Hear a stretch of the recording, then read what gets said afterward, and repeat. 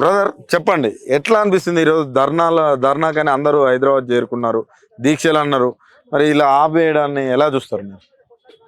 మాకు ఫస్ట్ హామీ ఇచ్చిరన్న వాళ్ళు కాంగ్రెస్ వాళ్ళు ఏమైనా హామీ ఇచ్చిరంటే జియో 46 వల్ల మీరు చాలా నష్టపోయారు అని ఎవరు చెప్పారు? అసెంబ్లీ ముఖంగా శ్రీధర్ బాబు సార్ చెప్పిండు, గట్టి విక్రమార్క సార్ చెప్పిండు, సీతక్క మేడం కూడా మీరు తిరగండి ఇంటికాడ పోయి తిరగండి అని చెప్తే మేము అన్న ఇంటికాడ పోయి మినిమం మా 500 మెంబర్స్ ఉంటారు, జాబ్ రావాలని చెప్పి కాంగ్రెస్ లో మినిమం 250 మందిని మాకెళ్ళి తిరిగినారు.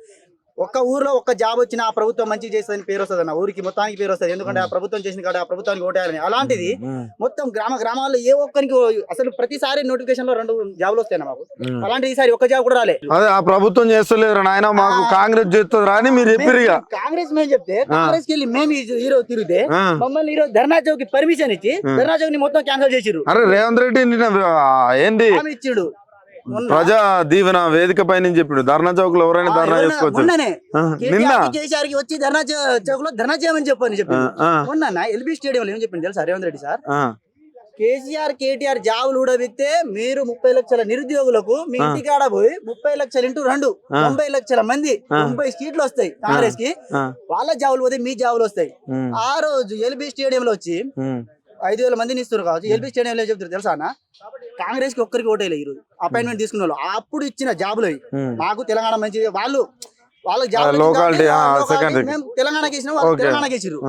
వాళ్ళకి ఏమంటారు తెలుసా, ఆ రోజు మీరు వ్యతిరేకంగా ఓటేసారు కాబట్టి వాళ్ళ జాబులు ఊడగొట్టి మీకు ఈ రోజు జాబులు ఇప్పిస్తున్నట్టు న్యాయమేనా అన్న? ఇది నిరుద్యోగులు ఎవరు అసలు?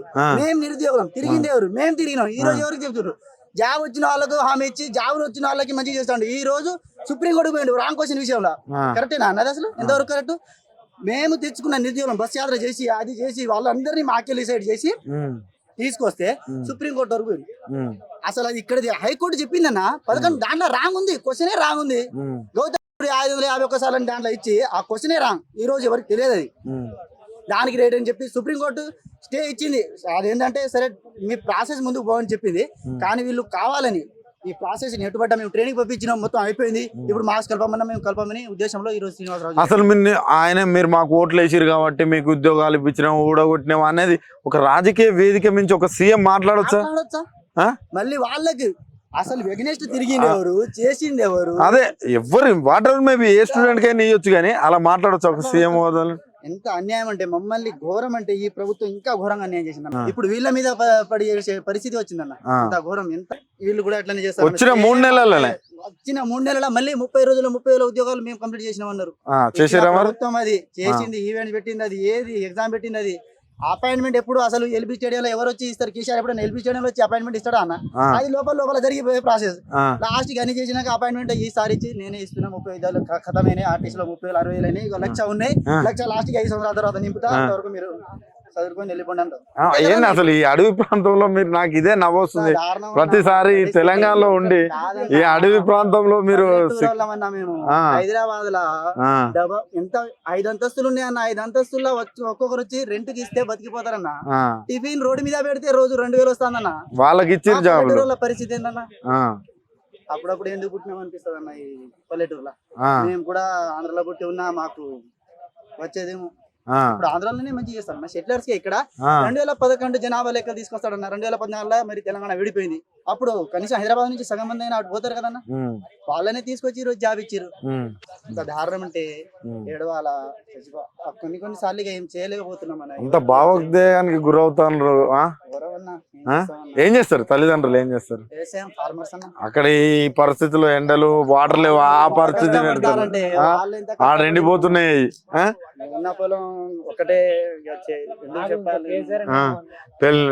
పెళ్ళైనా పెళ్లి కష్టపడి అమ్మనాళ్ళు కష్టపడి రోజుకు 250 కష్టపడి కూలి చేసి మాకు రూమ్ రెంట్కి పంపిస్తే మేము చదువుకొని ఎంతో మేము జాబ్ కొట్టాలన్న కళ నెరవేరుతుంటే ఆ కళగానే వెళ్ళిపోతుంది. వీళ్ళు రాజ్యాన్ని వెళ్తున్నారు. చరిత్ర మేము ఇంకేం చేయలేమో అనిపిస్తుంది. వీళ్ళు ఇట్లా చేస్తే ఏం చేస్తాం, మా బతుక అంతే ఏమో. వీళ్ళు అట్లా చేస్తున్నా ఏం చేస్తాం? అసలు రేవంత్ రెడ్డికి ఏం చెప్తావు? సీఎం గారికి సీఎం రేవంత్ రెడ్డిని నమ్ముకున్నామన్నా, నమ్మించి మోసం చేస్తున్నాం. ఎంత నమ్ముకున్నామంటే సీఎం రేవంత్ రెడ్డి సార్ కూడా హామీ ఇచ్చిండు, జియో 46 క్యాన్సిల్ చేసి నేను ఆ టైం క్యాన్సిల్ చేసి మీకు జాబులు ఇప్పిస్తా, ఎంతన్నా అది ప్రాసెస్ ఎంత పెద్ద అనుకుంటే జీవో ఇంటలేడట కదా. జీవో జీవో పెద్ద విషయం అన్న. ఈ రోజు కాంగ్రెస్ పడిపోవడానికి ఎక్కడన్నా పల్లెటూరు చైర్మన్ బోర్డు చైర్మన్ ఇంటలేడట కదా ఆయన ఇద్దామంటే. బోర్డు చైర్మన్ అన్న అసలు ఆ బోర్డు చైర్మన్ మళ్ళీ ఇక్కడ పెట్టిండన్న. అదేమైనా న్యాయమేనా అన్న? ఎస్ఎస్బి చైర్మన్ ఒకరిని ఊడగొట్టి మళ్ళీ అదే తెచ్చిన. అప్పుడేమో ఆంధ్రోళ్ళు ఉన్నారు డీజీపీ మహేందర్ రెడ్డిని కూడా తిట్టే. ఇప్పుడు మళ్ళీ ఆంధ్రాలోనే పెట్టిరు చైర్మన్. అసలు కూడా తెలియదు, అక్కడనే ఉన్నాడు. అతను అతి వినయం ఎట్లా చూపెడతానంటే శ్రీనివాసరావు నాకేం తెలియదు, పోస్టులే తెలియదు, వదిలిపెట్టలే, ఏదైతే జరిగినాయని అట్లా కూర్చున్నాడు. అక్కడ ఫోటోలు అట్లా పడ్డాడు, కానీ అక్కడ చేసింది ఎంత తెలుసా అన్న? ఒక్క పోస్ట్ లేదు.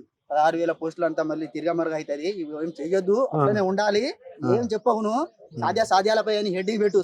సాధ్యాలంటే ఏదో మేమేమనుకుంటాం, నిజంగా 2,000 పోస్టులు ఇస్తాడేమో.